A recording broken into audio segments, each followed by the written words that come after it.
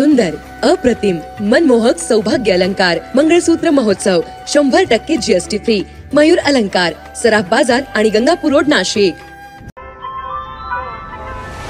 ताज्या बातम्यांसाठी नाशिक न्यूजच्या YouTube चॅनलला सबस्क्राइब करा आणि बेल आयकॉनला प्रेस करा.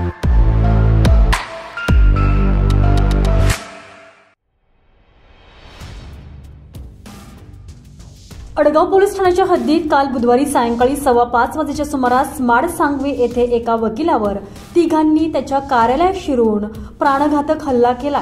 या हल्ल्यात रामेश्वर बोराडे हे गंभीरतः जखमी झालेले आहेत. त्यांनी रक्तबंबाळ अवस्थेत शस्त्रधारी हल्लेखोराला कार्यालयाच्या आवारातच पोलीस येईपर्यंत पकडून ठेवलेलं होतं. हल्ल्याचा हा थरार कार्यालयातील सीसीटीव्ही कॅमेऱ्यात कैद झाला. माड सांगवी येथे एका बंगल्याच्या आवारात असलेल्या गाळ्यामधील त्यांच्या कार्यालयात सायंकाळी बोराडे हे बसलेले होते. यावेळी मुख्य प्रवेशद्वार उघडून तिघे हल्लेखोर आत आले. त्यांनी कार्यालयात शिरून खुर्ची उचलून त्यांच्या दिशेने फेकली आणि मारहाण करण्यास सुरुवात केली. यावेळी शेजारील घरातून एक महिला आणि पुरुषांना बाहेर येत हल्लेखोरांना लाकडी दांड्यानं बदडून काढलं. यावेळी त्यांनी त्या ठिकाणून पळ काढला. चाकूधारी हल्लेखोरांना बोराडे यांच्यासह मध्यस्थीला धावलेले कार्यालयातील टिळे नामक व्यक्तीच्या हातावर वार करून पळण्याच्या तयारीत होते. हल्लेखोराला बोराडे यांनी जमिनीवर ढकलून देत महिलेच्या मदतीने रक्ताबंबाळ अवस्थेत पकडून ठेवलं. तातडीनं पोलिसांना 112 वर कॉल करून मदत मागितली. अडगाव पोलीस काही वेळातच घटनास्थळी पोहोचले. मानेवर आणि डोक्यावर मोठ्या चाकूने वार केल्यामुळे जखमी झालेले बोराडे यांना येथील रहिवाशांनी खासगी रुग्णालयात प्रथमोपचारासाठी दाखल करून जिल्हा रुग्णालयात सायंकाळी दाखल केलं. त्यांची प्रकृती स्थिर असल्याचं वैद्यकीय सूत्रांनी सांगितलेलं आहे.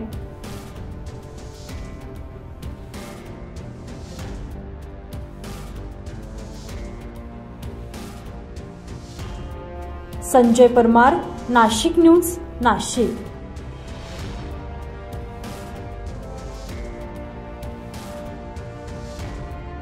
नाशिककरांसाठी जाहीर आवाहन. पावसाळ्यात अतिसार, गॅस्ट्रो, कॉलरा यांसारखे दूषित पाण्यामुळे होणारे आजार होऊ नयेत म्हणून उघड्यावरील अन्न पदार्थ व कापलेली फळे खाऊ नका. पिण्याचे पाणी गाळून 10 मिनिटे उकळून प्या. जेवणापूर्वी व बाळास भरवण्यापूर्वी हात स्वच्छ धुवा. ताक, शहाळ्याचे पाणी, डाळीचे पाणी भरपूर प्रमाणात प्या आणि ताज्या अन्न पदार्थांचे सेवन करा. रोगाची लागण झाल्यास त्वरित डॉक्टरांचा सल्ला घ्या. स्वच्छता पाळा, रोग टाळा. सार्वजनिक आरोग्य विभाग, मनपा नाशिक द्वारे जनहितार्थ प्रसारित.